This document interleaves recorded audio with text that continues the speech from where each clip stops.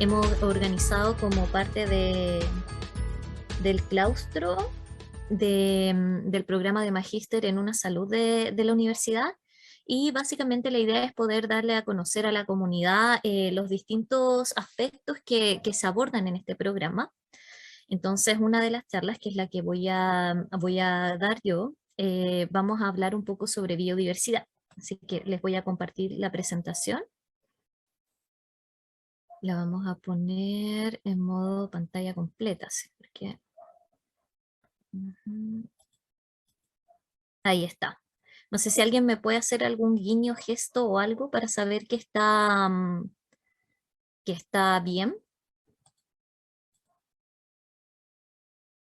Ujú. Aquí veo el chat. Ya, todo ok. Bueno, me presento, mi nombre es Yanina Poblete, soy académica integrante del núcleo del Magíster en una salud de Universidad de la América y bueno, soy profesora de biología y doctora en ecología y biología evolutiva. Hoy día Marcela me pidió que les hablara sobre la pérdida de biodiversidad y sus implicancias para la salud humana, animal y desde un enfoque de una salud. Entonces, para comenzar, voy a dejar el chat a mano por si hay alguna pregunta o algo así. ¿Ya? Si tienen alguna pregunta, me pueden interrumpir durante cualquier momento de la presentación. Entonces, para comenzar a abordar este tema, me gustaría primero partir contándoles un poco de cuál es la condición o el contexto en el cual estamos situados actualmente en base al tema ambiental propiamente tal y de biodiversidad. Eh, en el año 2005 se generó un informe de evaluación, que llamamos la evaluación de ecosistemas del milenio, donde se informó que alrededor del 60% de los servicios ecosistémicos del mundo han sido degradados o utilizados de forma insostenible. Ya, cuando hablamos de servicios ecosistémicos de manera bien general, nos estamos refiriendo a todos esos servicios o bienes o recursos que nos proporciona la naturaleza, como la alimentación, los recursos para construir, otros servicios que tienen que ver con la limpieza del aire, con la limpieza del agua, etcétera. ¿Cuál es el escenario? Más o menos a partir de los años 60, comenzó a haber una expansión poblacional importante y un desarrollo industrial también bastante importante, que generó una acelerada degradación de los ecosistemas a un ritmo que realmente es sin precedentes en la historia de la humanidad, y eso ha generado graves consecuencias, incluidas consecuencias para la salud. ¿Ya? Desde la década del 70, la Organización Mundial de la Salud reconoció estos problemas, ¿no es cierto? Y en sus informes confirmó que a esa fecha habían aproximadamente 1.100 eventos epidémicos en todo el mundo que se relacionaban directamente con el impacto humano en los ecosistemas. ¿Ya? Desde ese momento hasta el día de hoy, la Organización Mundial de la Salud y otros organismos han dado cuenta de que aproximadamente el 24% de las muertes a nivel global son atribuidas a problemas medioambientales. Esto representa aproximadamente unas 13,7 millones de personas en el mundo que han muerto por este tipo de causas. Por lo tanto, es un problema grave, y en base a ello los distintos organismos internacionales han desarrollado distintos documentos para poder abordar de cierta manera estas problemáticas y poder generar lineamientos para que los países puedan avanzar hacia modelos económicos y sociales que sean más sustentables en términos ambientales y que tengan un impacto positivo en la salud. Dentro de los ejes, ¿no es cierto?, que se han tratado de abordar a nivel internacional, existen problemas que son claros, que tienen que ver, por ejemplo, con la contaminación del aire, del agua, los residuos, perdón, sólidos, la radiación, el cambio climático, etcétera. Hoy yo me voy a enfocar principalmente en lo que ocurre entre los vínculos que hay entre la naturaleza y la salud.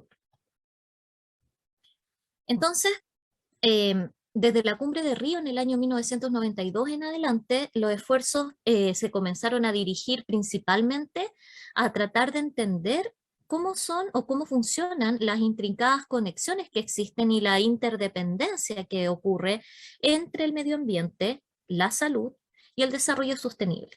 O sea, son tres ejes que están conectados y que tienen que funcionar de manera equilibrada para poder llegar a un desarrollo sostenible y que eso pueda permanecer a lo largo del tiempo.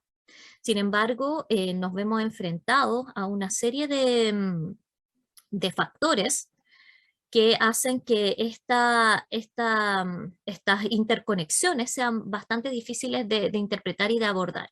Dentro de estos ejes, los más importantes, digamos, son por una parte la industrialización, porque básicamente se hace necesario y fundamental, ¿no es cierto?, que haya una transición en los procesos industriales hacia sistemas que sean más eficientes en términos energéticos, que también sean más amigables en términos de derechos laborales, en la forma en la cual manejan sus residuos, etcétera. Hay todo un tema vinculado con la industrialización que se debe resolver y apuntar hacia industrias que vayan en línea con los objetivos de desarrollo sostenible. Por otra parte, tenemos el problema del crecimiento poblacional humano. Ya las poblaciones humanas crecen a un ritmo muy acelerado y realmente las ciudades y los espacios que el humano ocupa cada vez son mayores dentro del planeta y eso va restando también hábitat para las poblaciones silvestres. Por lo tanto, también hay un tema que es bastante sensible que se tiene que conversar en el fondo, hasta qué punto la reproducción humana va a seguir siendo algo sustentable para el planeta. También tenemos problemas asociados a la geopolítica, cómo los países se ponen de acuerdo ya en sus modelos o claro, en sus modelos económicos, en sus modelos sociales, para lograr trabajar en función de una remediación medioambiental en base a los objetivos de desarrollo sostenible y eso puede ser uno de los temas más graves. ¿Ya? Ahora, por ejemplo, estamos enfrentando una guerra que está sucediendo en Ucrania, que es bastante terrible y en el fondo ahí nos damos cuenta que a nivel de geopolítica es muy difícil llegar a acuerdos. Por lo tanto, a nivel diplomático es necesario avanzar rápidamente en mecanismos que permitan ir abordando estos problemas. Además, tenemos los problemas asociados a las migraciones, a los movimientos, la degradación que esto genera en los ecosistemas, ya el daño general que se ha ido causando y dentro de todos estos factores está también la pérdida de biodiversidad. Por lo tanto, son varias las causas que se tienen que abordar para poder controlar todos estos problemas de salud que sabemos que están mediados por la degradación ambiental. Una de las principales amenazas que nos enfrentamos al tener el modelo actual es justamente la emergencia y la reemergencia de enfermedades que pueden ser infecciosas y también enfermedades no infecciosas. Por lo tanto, estamos en un escenario que es bastante crítico y bueno, qué mejor prueba de ello que el surgimiento de la actual pandemia. ¿Ya? Ahora, existen causas ya bastante identificadas respecto a la pérdida de biodiversidad. La WWF ha identificado 5 amenazas principales que están relacionadas con la disminución de las poblaciones de especies en todas las regiones del planeta y por lo tanto esto es un patrón común a nivel global. Dentro de ellas podemos hablar del cambio en el uso del mar y de la tierra, ¿ya? Los mares han sido utilizados para extraer recursos, para el transporte de carga, de mercancía, etcétera, para el turismo también, ¿ya? A través de cruceros, ¿no es cierto? Y todos estos tienen un impacto que es bastante evidente y profundo en los ecosistemas marinos, ¿ya? Entonces, cuando hablamos de estos cambios en el uso del mar y la tierra, se refieren a esto, a cómo nosotros hemos intervenido estos hábitats para beneficio propio, pero causando impactos que son realmente irreparables. ¿Ya? Dentro de estos cambios podemos hablar de lo que pasa con la minería, lo que pasa con la agricultura, ¿ya? Que realmente han cambiado completamente la estructura de los paisajes en los últimos años. Luego de eso está el problema de la sobreexplotación de especies, ¿ya? Hay dos tipos de sobreexplotación de especies. Uno es la sobreexplotación directa, que es cuando una especie que es intencionalmente cazada, ya sea para un fin comercial, alimenticio, etcétera, pero también tenemos sobreexplotaciones que son indirectas, que ocurren cuando una especie muere involuntariamente, ya producto de la caza de otra especie. Eso es súper frecuente en los sistemas de pesca industrial, donde el interés es por unas pocas especies. Sin embargo, estas redes arrasan con todo lo que está a su paso. O sea, no tienen la capacidad de filtrar en el fondo los recursos, sino que es un daño generalizado a ese ecosistema. Otro problema grave al cual nos enfrentamos en ese aspecto son las especies invasoras y las enfermedades que ellas también pueden transmitir a la fauna silvestre. Esta amenaza es compleja de abordar. Hay especies en general las especies invasoras se consideran negativas para el ambiente, pero es necesario también hacer estudios específicos para evaluar los impactos reales que las especies invasoras tienen en el ecosistema. Hay algunas que sabemos que son muy, muy dañinas. Ya tenemos aquí imágenes de jabalí, las liebres, los castores, la chaqueta amarilla. Hay varias especies invasoras y cada una, dependiendo del ambiente en el cual se insertan, ¿no es cierto?, representan amenazas distintas para la vida silvestre y también en general, ya tanto vegetación como fauna. Otro factor importante que atenta contra la biodiversidad es la contaminación. ¿Ya? Los contaminantes pueden tener efectos graduales, ¿ya? Y también pueden tener efectos instantáneos en las especies. Por ejemplo, un derrame de petróleo, un efecto instantáneo, ¿ya? Donde todos los organismos que se encuentran en esa situación, o la mayoría de ellos, muere, ¿ya? Pero también tenemos problemas con otros contaminantes, como los microplásticos, por ejemplo, que tienen un impacto más gradual en la salud de las poblaciones, ¿ya? Por lo tanto, estas 5 amenazas además se relacionan de manera sinérgica con el cambio climático, ya que es una amenaza generalizada, ¿no es cierto? Y que tiene impactos diversos dependiendo de la localidad. Aquí, por ejemplo, tenemos el mapa de Chile, donde vemos que los impactos del cambio climático son diferenciales según la zona. En el norte, por ejemplo, ya se ha visto que existen eventos hidrometeorológicos como lluvias extremas, tormentas, en las cuales no son habituales en estas regiones, y ya se conocen algunas consecuencias, como por ejemplo el aumento de lesiones debido a estos desastres naturales, aumento de trastornos psicológicos también, y aumento de enfermedades infecciosas como diarrea, por ejemplo. Estos efectos son diferentes para la zona del norte grande, para la zona del norte chico y la zona central, y también para el sur, porque los efectos del cambio climático son distintos en las distintas zonas geográficas, y como Chile tiene un gradiente latitudinal que es bastante largo, ¿no es cierto?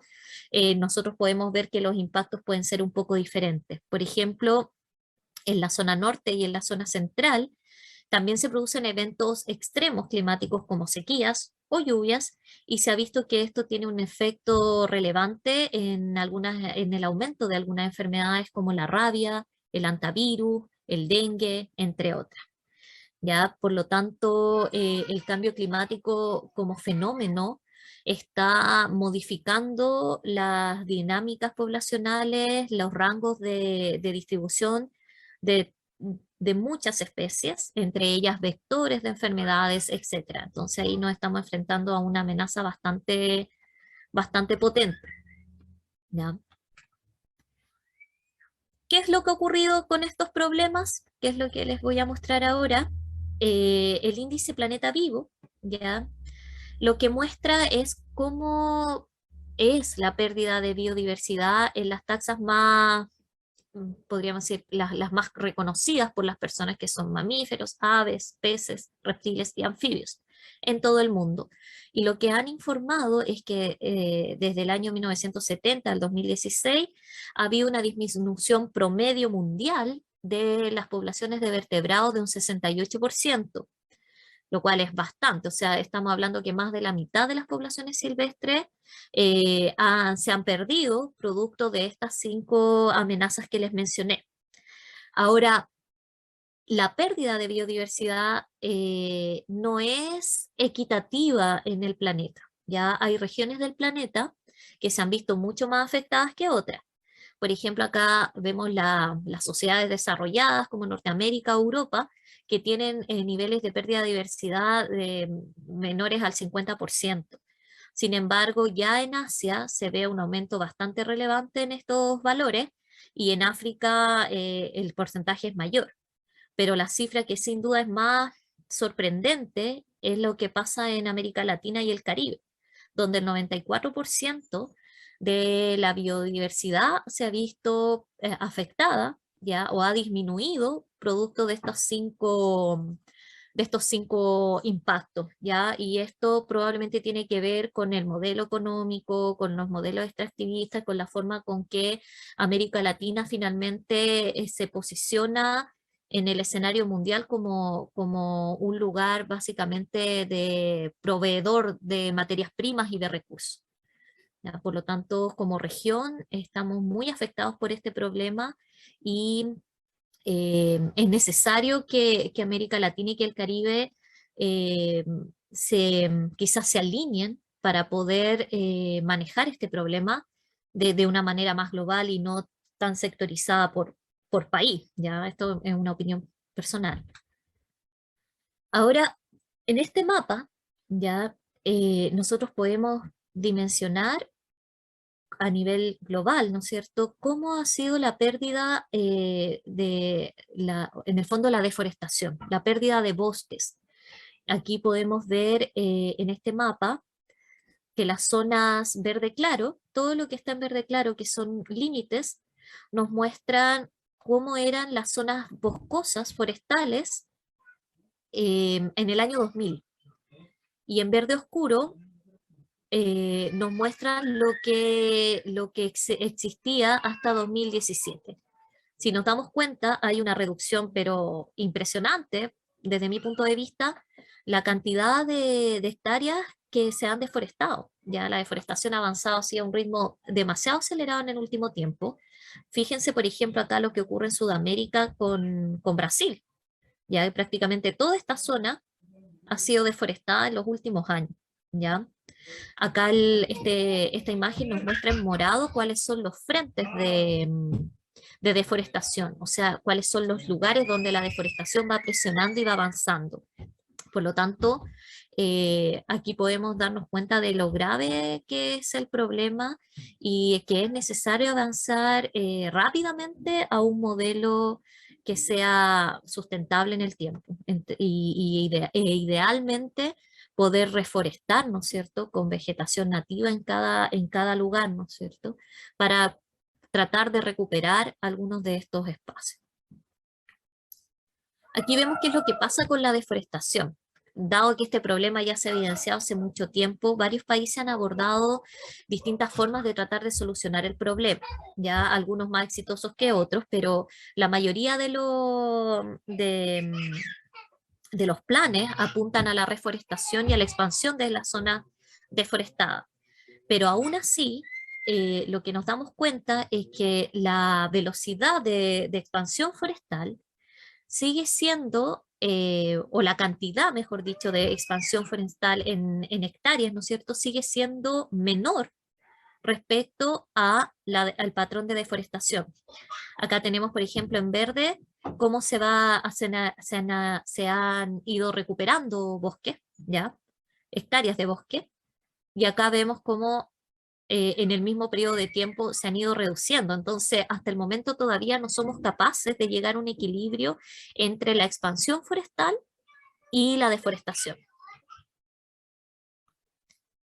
Y otro problema que tenemos, que en Sudamérica es bastante notable, es que las plantaciones forestales, que son, se supone que son espacios, ¿no es cierto?, generados por el hombre, que son intervenidos y que podrían contribuir a la obtención de madera sustentable, etcétera, también tiene algunos problemas, porque en el caso de América Latina, por ejemplo, de Sudamérica, la mayoría de las plantaciones forestales corresponden a pinos.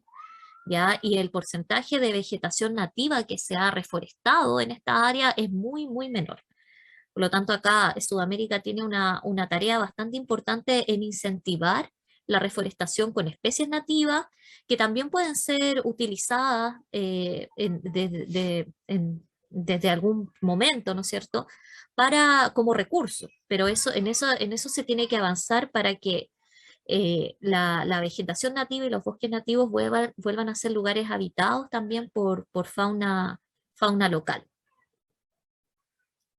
Entonces, para resumirles un poquito hasta acá la charla, tenemos 5 amenazas que ya están muy identificadas, que han generado pérdida de biodiversidad: la polución, el cambio climático, los cambios en el uso de la tierra y del mar, las especies invasoras y la transmisión de enfermedades que ello conlleva, y la sobreexplotación de especies. Además de que esto genera pérdidas de biodiversidad, también se sabe que aumenta el riesgo de pandemias causadas por enfermedades zoonóticas, y también aumenta el riesgo del resurgimiento de estas enfermedades que a lo mejor ya no existen, pero que pueden volver a aparecer. Por lo tanto, bajo este escenario, reducir la presión sobre el medio ambiente natural es clave, y en el fondo hacia allá es donde queremos a nosotros apuntar. Generar instancias para conversar estos temas y también motivar, ¿no es cierto?, a los distintos profesionales involucrados en temas de salud para formarse y para poder contribuir a la solución, que francamente son bastante urgentes. Ahora surge la pregunta: ya, estamos en un escenario de pérdida de biodiversidad, pero aquí me gustaría contarles cómo es que la pérdida de biodiversidad finalmente tiene un impacto en la salud. En eso nos vamos a centrar en esta parte de la charla. Y existen algunas hipótesis, ¿ya? Una de ellas, que ha sido bastante comentada y también bastante controversial, es la hipótesis del efecto dilución, ¿ya? Esta hipótesis lo que nos dice es que una elevada biodiversidad generaría que las cadenas de contagio en la naturaleza fueran más largas, y eso también favorecería una mayor diversidad genética que permitiría contrarrestar de mejor manera las enfermedades, y que por lo tanto las enfermedades no llegaran a impactar al ser humano. En el fondo, esta hipótesis lo que propone es que la biodiversidad actúa como una barrera, genera un efecto cortafuego que sería natural, y que eso reduciría la posibilidad de que las enfermedades zoonóticas, sobre todo, afectaran al ser humano. Sin embargo, esto tiene bastantes críticas. Ya dentro de ellas eh, podemos mencionar que este efecto de dilución también va a depender de la composición específica de biodiversidad que exista, ¿ya? Cuáles son las especies que se encuentran ahí y cómo ellas pueden responder a la llegada de cierta infección, enfermedad, etcétera. También hay que tener presente que las dinámicas de parásitos y hospederos son bastante complejas. Nosotros podemos observar que un mismo parásito, por ejemplo, puede infectar a varios hospederos diferentes, y un mismo un hospedero puede también estar infectado por muchos parásitos. Por lo tanto, ahí hay una serie de implicancias ecológicas evolutivas que todavía no se comprenden muy bien respecto a estas dinámicas y cómo esto puede afectar a la propagación de las enfermedades, ¿ya? Junto con ello, hay ecosistemas en los cuales podemos encontrar parásitos tanto especialistas como generalistas, y en ese sentido el efecto dilución podría o no funcionar dependiendo del tipo de parásito. Quizás si hablamos de un parásito que es especialista, es más probable que los hospederos infectados sean una barrera efectiva para la propagación de ese parásito a otras poblaciones. Pero si hablamos de parásitos generalistas que son capaces de tener distintos hospedadores, quizá el efecto de dilución no sea suficiente. Y además hay que considerar los mecanismos de transmisión. ¿Ya? Hay mecanismos de transmisión directos, que es lo que pasa con el COVID, por ejemplo. Hay mecanismos de transmisión trófica, ¿ya? Que tienen que ver con la ecología de la alimentación, por ejemplo, que un hospedador se tiene que comer una presa y cuando se alimenta incorpora el parásito, y también está la transmisión a través de vectores. Entonces, son temas bastante complejos de modelar y por lo tanto es necesario también que se avancen estudios como específicos para poder lograr detectar un patrón más generalizado y poder saber si efectivamente el efecto de ilusión por sí mismo es suficiente para contrarrestar la expansión de algunas enfermedades. Ahora, independiente de esto, la relación que sí sabemos que existe y que está comprobada, ya, es la que dice relación con las agresiones al medio ambiente. O sea, la evidencia científica existente es clara en señalar que el daño medioambiental se relaciona directamente con la aparición de enfermedades. Ya, en eso hay consenso. Sería fabuloso que el efecto de ilusión también se pudiese comprobar, porque así también tendríamos más argumentos para la protección de la biodiversidad. Y esto es importante porque desde un punto de vista utilitario de la naturaleza, esperamos que ella nos provea de bienes y de servicios y también de protección. Pero también existen otras corrientes de pensamiento que nos hacen ver que la naturaleza existe per se y deberíamos cuidarla solo por el hecho de existir sin esta visión tan utilitaria de ella, ¿ya? Por lo tanto, aún así, el mensaje apunta a que es relevante la preservación de la biodiversidad, ¿ya? Entonces, la evidencia actual, ¿qué nos dice?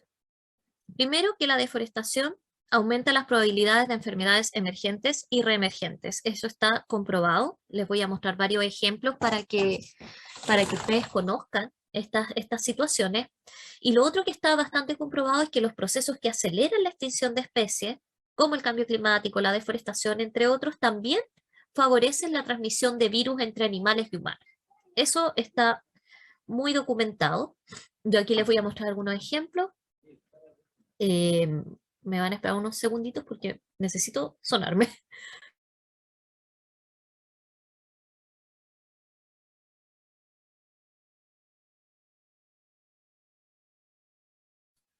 Ya, ahora sí. Entonces, algunos ejemplos de estos vínculos entre biodiversidad y salud están dados por una situación que ocurrió en Estados Unidos con el virus del Nilo, ¿ya?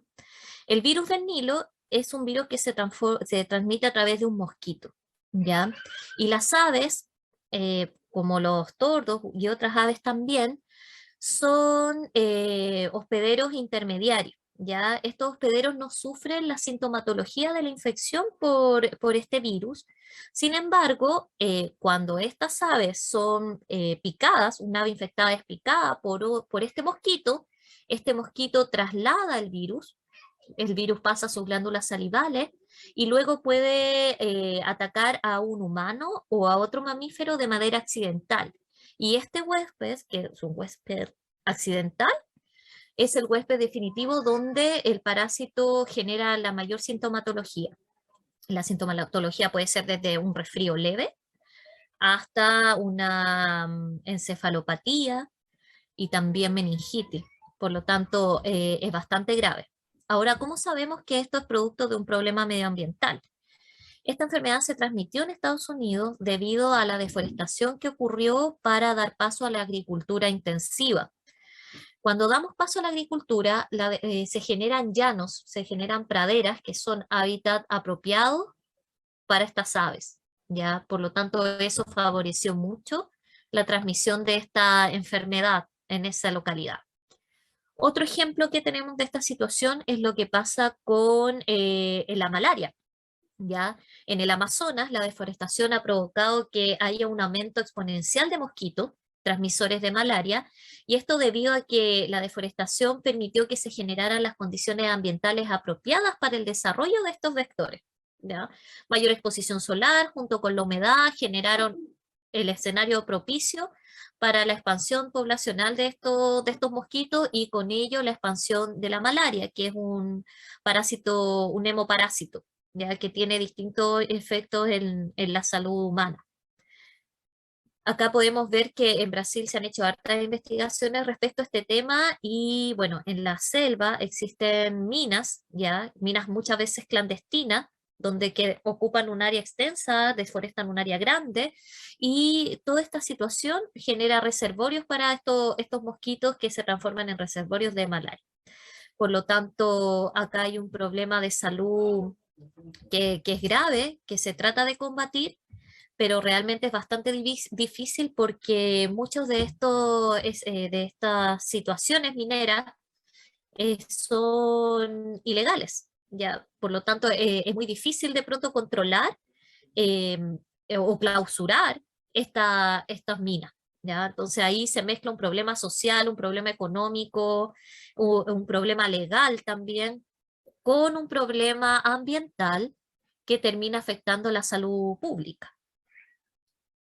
Acá en estas imágenes nos muestran cómo, esto me parece que es en Panamá, cómo la malaria, el IRA y la diarrea, ¿no es cierto?, cambian su prevalencia dependiendo del grado de intervención humana que tienen las distintas regiones. Por ejemplo, con la malaria se evidencia claramente, acá vemos en verde oscuro, un área que es estrictamente protegida, eso quiere decir que es un área que no tiene ningún tipo de intervención humana, y vemos que la incidencia de la malaria es bastante menor.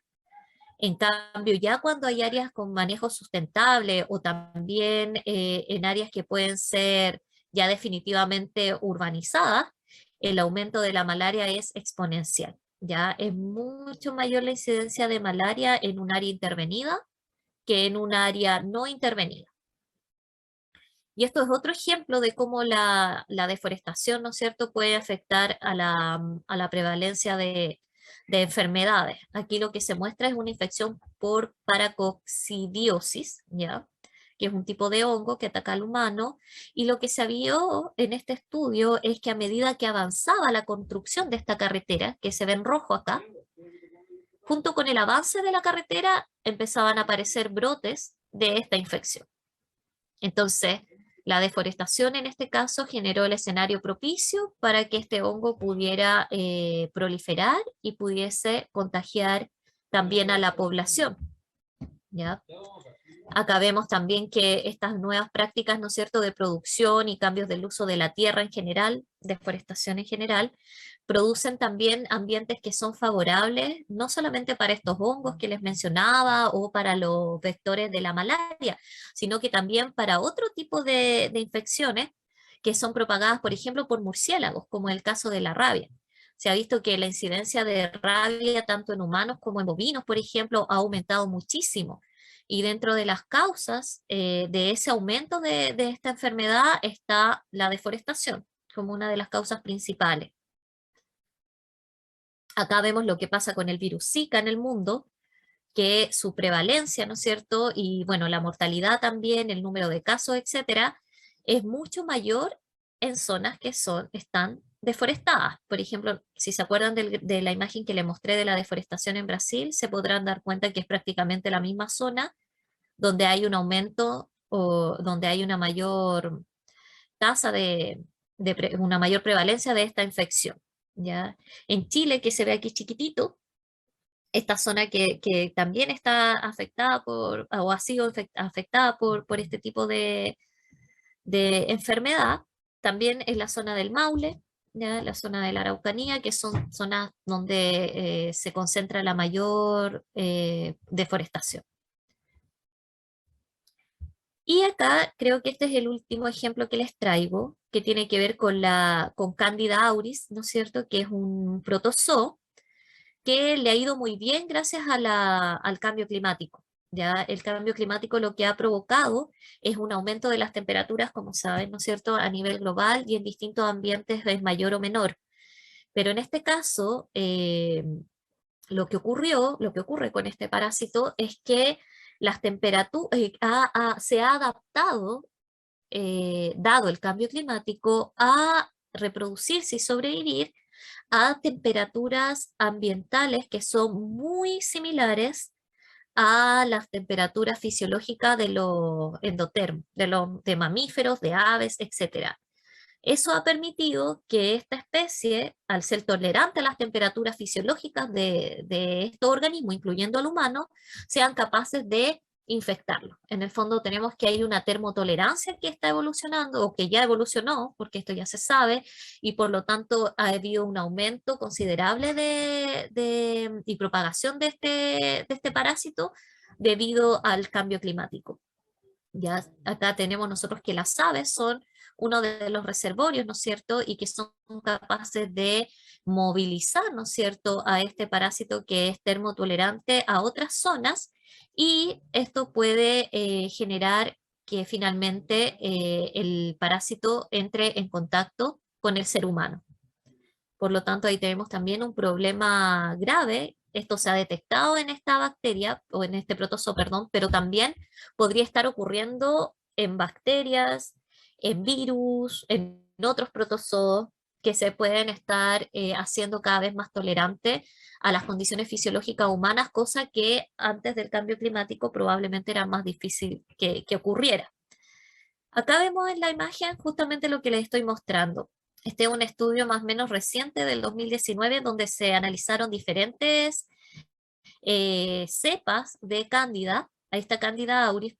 Y si se dan cuenta, este es como su rango de tolerancia térmica. O sea que es capaz de sobrevivir en un rango de temperatura, y acá está el rango de la temperatura fisiológica de nosotros. Y si nos damos cuenta, hay otras Cándidas que también son bastante tolerantes a la condición fisiológica del humano.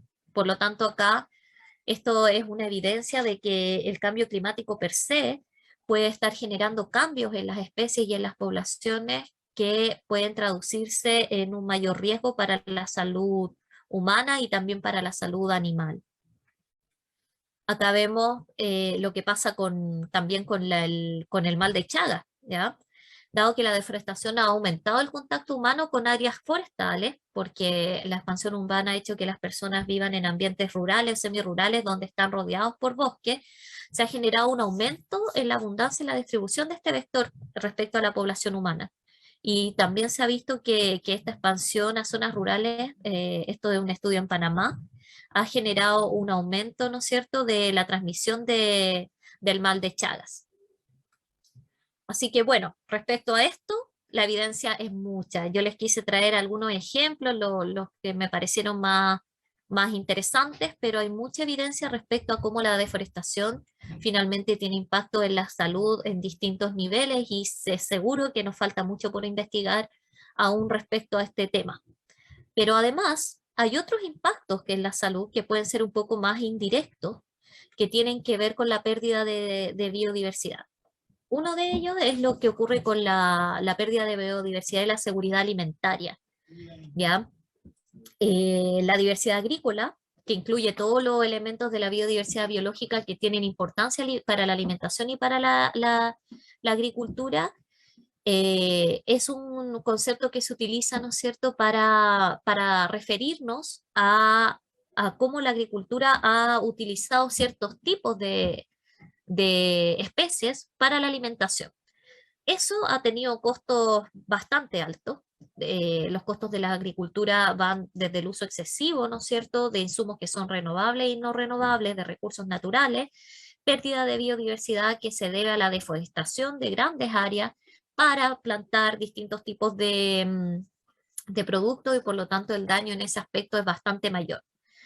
Ahora, estos monocultivos que generalmente se producen y que, bueno, se está también avanzando, hay una transición hacia formas de cultivo que sean más sustentables, ¿no es cierto?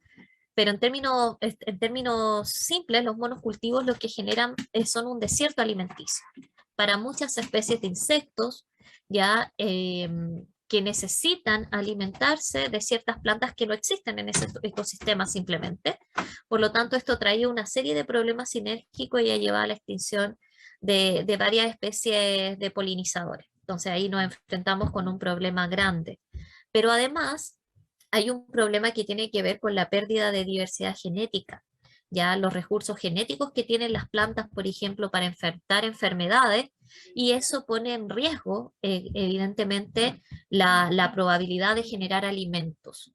Por lo tanto, la agricultura, es necesario que la agricultura avance hacia modelos que se salgan un poco de esta idea del monocultivo, que sean capaces de incorporar otros componentes vegetales para poder enriquecer esos ecosistemas agrícolas, para poder darle más diversidad a los sistemas agrícolas, para favorecer no solamente la probabilidad de que especies como los insectos, por ejemplo, puedan subsistir en estos espacios, sino que también para contribuir al desarrollo de dietas que pueden ser más nutritivas, que las plantas tengan mejores defensas frente a los patógenos, etcétera.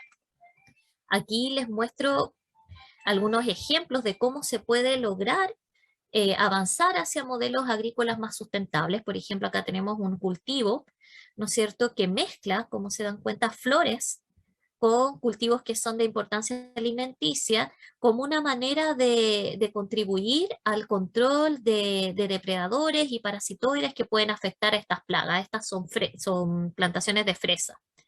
Eso es súper importante porque de esa manera podemos reducir los pesticidas y otros elementos químicos que pueden utilizarse para controlar plagas en los sistemas agrícolas. Esto se puede regular a través de un equilibrio natural con otras especies silvestres. Acá vemos algo similar, pero asociado a la plantación de malezas. Acá tenemos campos que en la orilla de los campos, ¿no es cierto?, se plantan estas malezas que contribuyen enormemente a la biodiversidad de artrópodos y eso con todos los beneficios de polinización que puedan aportar. Por lo tanto, esto también es clave y tiene un impacto directo y repercusiones directas contra nuestra salud, ¿ya? Y también contra la salud animal. Por lo tanto, es importante que podamos ampliar eh, la variedad de vida animal y de vida vegetal eh, para que la nutrición humana sea un poco más sustentable. O sea, lo ideal es no seguir comiendo lo mismo, ¿no es cierto?, sabiendo todo el daño ambiental que esto nos puede traer, ¿ya? Entonces, ahí también de los agrónomos, ¿no es cierto?, que yo sé que muchos de ellos están avanzando en investigación, en técnica, para lograr modelos agrícolas que sean más sustentables y más amigables también con el medio ambiente. Y otro tema tangencial que se vincula con la biodiversidad y con la salud tiene que ver con el suministro de medicamentos. Ya dependemos prácticamente en un 100% de la biodiversidad para producir medicamentos tanto tradicionales como también para medicamentos generados por la industria farmacéutica, ya sobre todo lo que tiene que ver con la diversidad de la flora. Hay muchas especies de plantas que ni siquiera se han investigado y su pérdida o su extinción nos resta de la posibilidad de encontrar un compuesto, un elemento que puede ser beneficioso para contrarrestar algún tipo de patología. Por lo tanto, eso también tiene un impacto directo en la salud humana y también en la salud animal. Y por último, tenemos los impactos ya que son directos a la fauna, ya que tienen que ver con la transmisión de patógenos. Este es un estudio muy, muy reciente que se hizo en Chile, donde vemos cómo distintas especies de fauna silvestre, acá tenemos puma, hay zorro, hay guanaco, hay pudú, etcétera, cómo estas especies han sido cada vez más afectadas por patógenos de perros, de gatos, y también de otros mamíferos como vacas, ganado, etcétera, y esto tiene que ver con la circulación libre de los animales domésticos, que es un problema bastante serio, sobre todo en las zonas rurales, ¿ya? Donde se cruza mucho la circulación de animales domésticos con fauna silvestre. Y esto ha generado que muchas especies silvestres empiecen a sufrir infecciones o enfermedades que no son propias de ello, ¿ya? Debido a la deforestación y al impacto humano. Aquí vemos, por ejemplo, imágenes de zorros con tiña, vemos ataques de guanacos por perros, generados por perros que quedan libres, ¿no es cierto?, y que se terminan transformando en perros asilvestrados también. También hay infecciones que generan lesiones, estos son huemules, que se ven afectados papilomatosis, ¿ya? Y así hay mucha evidencia también de distintas infecciones que están empezando a atacar a la fauna. Y muchas veces la fauna silvestre, y es lo más probable, no tiene los mecanismos genéticos, no han evolucionado en contacto permanente con estas enfermedades, por lo tanto no tienen la capacidad de responder adecuadamente a la infección. ¿Ya? Y si no hay una intervención médica de por medio, lo más probable es que estos animales terminen muriendo, ya sea porque son depredados al estar más débiles o porque la misma infección termine generándoles la muerte o porque no se puedan alimentar, por ejemplo, debido a la debilidad, etcétera. Ahí los factores pueden ser muchísimos. Acá tenemos aves que también, debido al contacto con especies invasoras, por ejemplo, también aves nativas se ven afectadas por distintos tipos de enfermedades. Esto es un hongo, ¿ya? Nemidocoptes, me cuesta un poco decirlo, que infecta a las patas de la ave silvestre, las termina dejando con un muñón, y esto claramente afecta a su sobrevivencia, a sus posibilidades de reproducirse, etcétera, ¿ya? Por lo tanto, a pesar de todo lo que sabemos, que es mucho más de lo que yo les podría contar en esta charla claramente, aún no hemos sido capaces como sociedad, como mundo, de abordar eficazmente las causas subyacentes a la pérdida de biodiversidad. Y esto se debe a varios factores.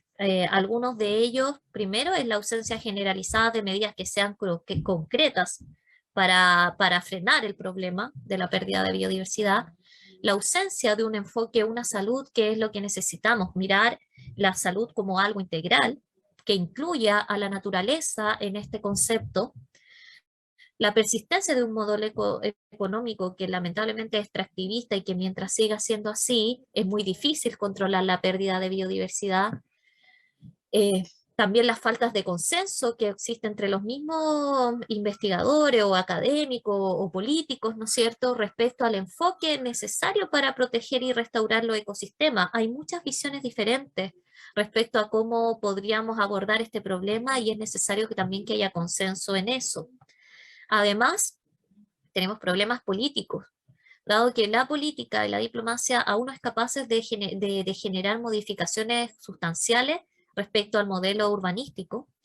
Ya las ciudades no son espacios donde pueda haber, o muy poco, ya, donde se pueda llegar a una interconexión entre la vida silvestre y la vida urbana, siendo que eso se sabe y se ha estudiado que se puede hacer, se pueden generar ciudades que sean más amigables con la vida silvestre. El turismo, que es un problema que se toca muy poco, pero el turismo tiene un impacto bastante relevante en la propagación de especies invasoras, por ejemplo, la contaminación que genera el turismo. El turismo muchas veces en localidades muy rurales se lleva todos los recursos y no deja nada, entonces hay un problema también en la forma en la cual se regula el turismo. Todo lo que tiene que ver con la generación de residuos, el reciclaje, etcétera, cómo manejamos la acuicultura, cómo manejamos el ruido submarino, subacuático, el microplástico, o sea, estamos realmente con muchos problemas y estamos en un momento en que en realidad ya no queda mucho tiempo para poder resolverlo. Ya estamos en un escenario que es bastante negativo y eso es importante que lo tengamos claro. A veces desde nuestra casa, desde nuestra vida cotidiana, nos puede parecer súper lejano porque no vemos en nuestra inmediatez estos problemas, pero eso no significa que no existan y la evidencia está ahí disponible y nos muestra que necesitamos tomar medidas que sean como bastante urgentes y ponernos de acuerdo como sociedad para enfrentarlo, ¿ya? Ahora, una buena noticia para nosotros, ¿no es cierto?, es que se firmó el acuerdo de Escazú. Esto es importante porque va a permitir, ¿no es cierto?, reforzar todo lo que tiene la acción climática para tratar de mitigar un poco el impacto del cambio climático, no solo en la biodiversidad, sino que también en las sociedades, porque el cambio climático también va acompañado de crisis sociales, pobreza, enfermedades, son una serie de consecuencias que debemos enfrentar como sociedad. Y bueno, mientras sabemos todo esto, ¿no es cierto? Y los políticos, los documentos, y existe todo este tema tratando de ponerse de acuerdo de cómo avanzamos, la realidad es que aún la traducción de toda esta información no ha logrado responder adecuadamente al problema medioambiental y a los problemas de salud que estos conllevan. O sea, estamos aún con un desafío bastante grande. Entonces, al fin de cuentas, y esta es una reflexión personal, yo converso con muchas personas, con alumnos, etcétera, y la mayoría de las personas somos conscientes del problema. Sabemos en el escenario en el que estamos, sabemos lo grave que puede llegar a ser y que es un tema urgente, pero aún no se avanza en soluciones concretas. Se necesita inversión en ciencia, en tecnología, en innovación. Es necesario inyectar recursos para que haya una renovación sustentable en sectores claves como la energía, por ejemplo, la industria, las viviendas sustentables, etcétera. Abordar los problemas de salud desde un punto de vista global, ya con un enfoque, una salud que nos permita entender que la salud humana está directamente relacionada con nuestro entorno natural y la salud de la fauna también, ¿ya? También es importante avanzar en educación sobre estas temáticas, divulgación, difusión, vinculación, todo lo que permita generar mayor conciencia en la población para que levante estas demandas, ¿no es cierto?, y sean oídas por los que toman las decisiones, ¿no es cierto? Y básicamente avanzar hacia un modelo económico que vaya en línea con los objetivos de desarrollo sustentable, que incluyen la superación de la pobreza y también la sustentabilidad ambiental.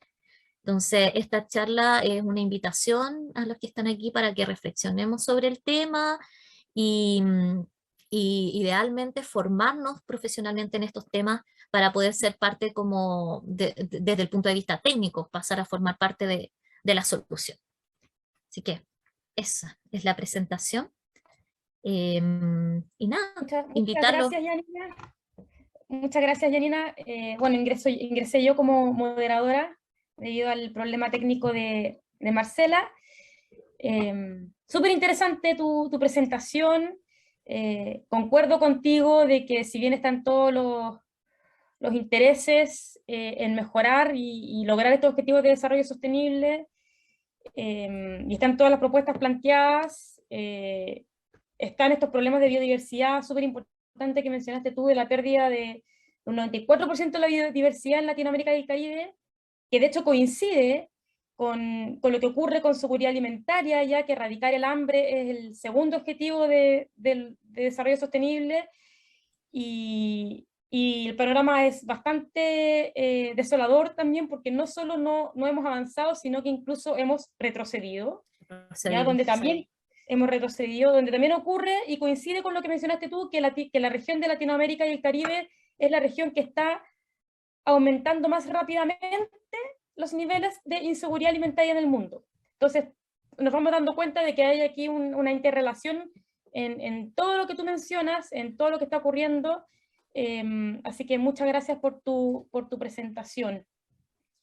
Te interrumpí un poco, estaba finalizando, No, pero quería no te preocupes, dejar claro no te que preocupes. quería colaborar aquí en modo de moderadora, así que como no sabías que estaba. Hay algunas preguntas en el chat, no sé si las quieres leer tú misma para ir comentándolas. A ver, ayúdame un poco, porque Ya, tengo aquí ahí como, hay un sí, hay un comentario de Alberto que menciona: muchas gracias por la excelente presentación, los monocultivos son controvertidos, en muchas partes del mundo se les asocia con una creciente necesidad de fertilizante, degradación del suelo, erosión, los insectos se están extinguiendo a una tasa muy acelerada. Eso lo menciona más como un comentario más que pregunta, al parecer. Sí. ¿Ya? Luego, Elena Orellana menciona: el pronóstico parece bastante malo.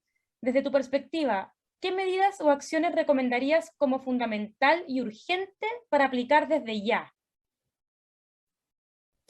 Mira, yo creo urgente, yo creo que todo lo que tiene que ver con la transición energética. Creo que eso es clave, transición energética para pasar a una matriz que no solamente en el punto de vista de las viviendas, sino que sobre todo las industrias, que sean capaces que el país sea capaz de contar con una matriz energética sustentable, ¿ya? Eso es clave para poder reducir las emisiones de CO2, y eso tiene un impacto directo sobre el efecto invernadero, por lo tanto sobre el cambio climático. también se puede energizar de manera bastante local. Por ejemplo, no es necesario que la matriz energética sea algo a nivel nacional, ¿ya? Sino que también a través de las regiones, por ejemplo, a nivel de regiones o a nivel incluso de comunas, se puede generar proyectos para que esas localidades en particular manejen una energía que sea local. Eso creo que es un punto muy, muy sensible para avanzar un poco, para destrabar un poco la discusión. Y bueno, de ahí en adelante hay problemas es que en realidad los problemas son muy, muy grandes. A nivel, a escala de nosotros, de ciudadanos, creo que es muy importante avanzar en el reciclaje, por ejemplo. El reciclaje, lamentablemente, si bien hay harta campaña y harta cosa, se recicla aún muy poco, y eso es una medida que nosotros, cada uno de nosotros puede tomar en su casa. Pero a nivel global, yo creo que el tema energético, o sea, no podemos seguir dependiendo del petróleo, creo yo. Mm. Súper, muchas gracias. Por ahí te están pidiendo el correo también. Sí, Carlos lo voy a menciona que anotar por aquí para todos. sí, Ujú. saludos desde México. Daniela Piñones por ahí menciona, les recomiendo el libro Culturas Regenerativas de Daniel Wahl y pone ahí con mayúscula, por fin una charla que ve la problemática de manera integral, así que felicitaciones a la exposición. Gracias. Por ahí Mericandia también menciona cómo podemos graduar o medir los daños causados por la industria de la acuicultura, ya que esta está en un crecimiento exponencial en Chile. Por ejemplo, el cultivo de salmones y los daños a la biodiversidad nativa donde se instauran dichos cultivos. Mira, yo no soy especialista en el tema puntual de la acuicultura, pero sí soy consciente de que hay bastante investigación. Ya hay uno que te puedo mencionar que a mí me llamó mucho la atención, que se hizo en Chile, no recuerdo bien los autores, podría buscarlo y enviártelo si te interesa más el tema, pero ellos vieron que inclusive el problema de la acuicultura va más allá del ecosistema lacustre en el fondo, donde están estos monocultivos, porque los desechos y la descomposición de estos peces que pueden morir y pueden quedar ahí, llegan a las costas finalmente, ¿ya? Y ahí se genera toda una dinámica con otras especies, con insectos, con aves que se alimentan de estos organismos y ahí corren riesgo de adquirir, bueno, genes de resistencia, por ejemplo, antimicrobianos, bacterias también. Entonces, el problema se escapa del sistema acuícola propiamente tal. El impacto va más allá de la depredación, por ejemplo, que los salmones puedan tener sobre una u otra especie. Nuevamente, aquí en este problema de la acuicultura también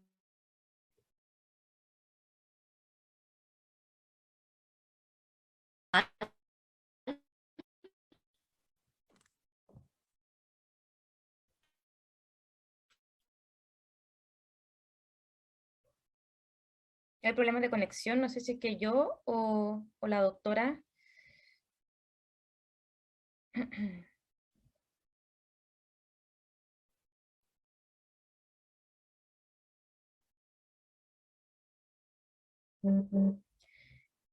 Ya, parece que estamos teniendo unos problemas de conexión con la doctora. Yo por mientras les voy a dar un aviso mientras vemos si la recuperamos.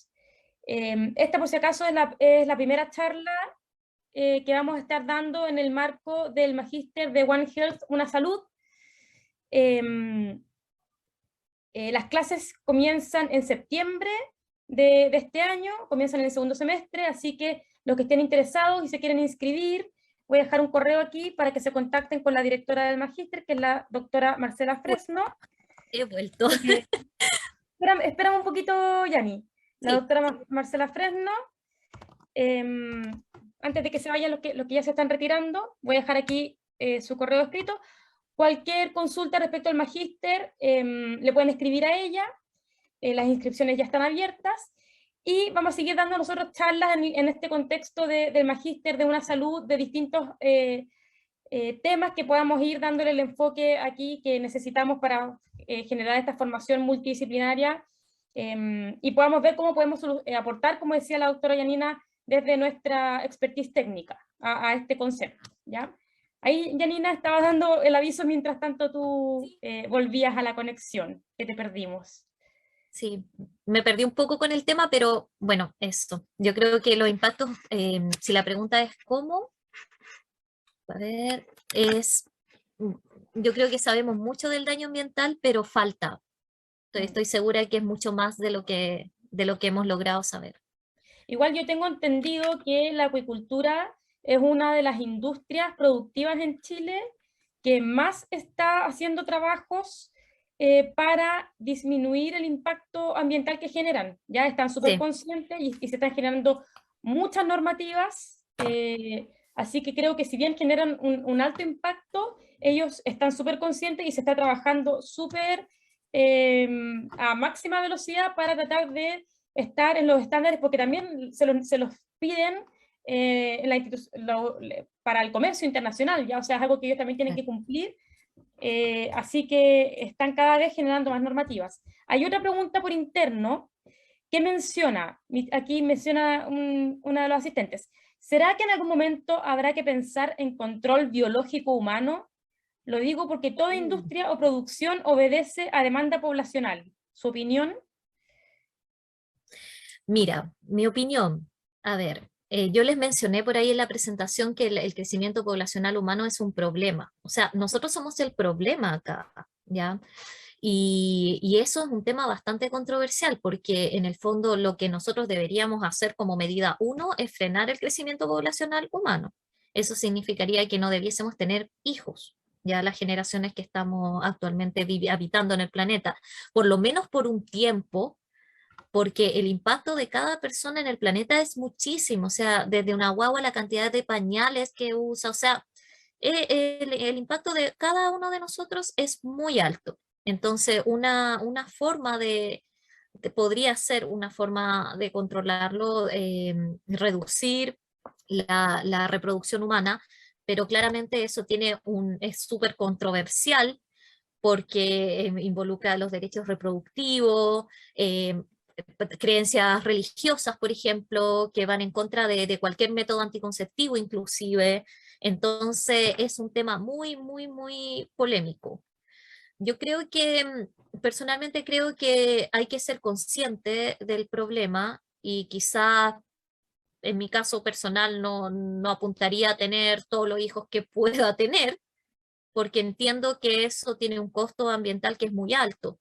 Quizás reducir el número de hijos, hay parejas que deciden no tener hijos, hay personas que no quieren tener hijos, a lo mejor por otras razones, pero que tangencialmente contribuyen a la solución. ¿Ya? Súper, muchas gracias Janina por tu opinión para esa respuesta. Tania Grant también aquí menciona en el chat, muchas gracias doctora Janina, excelente exposición como siempre. Un abrazo y a seguir trabajando por un mejor planeta y país. Es Gracias, lo que Tania. queremos Saludos para ti. lograr, ¿cierto? Mary Candia dice, gracias Doc, me gustaría profundizar un poco más sobre la acuicultura y su impacto en el medio ambiente, gracias por su respuesta. Ya, creo que no hay más preguntas. ¿Alguien tiene alguna pregunta más? ¿No? Janina, ¿tienes algún otro comentario o estás ya?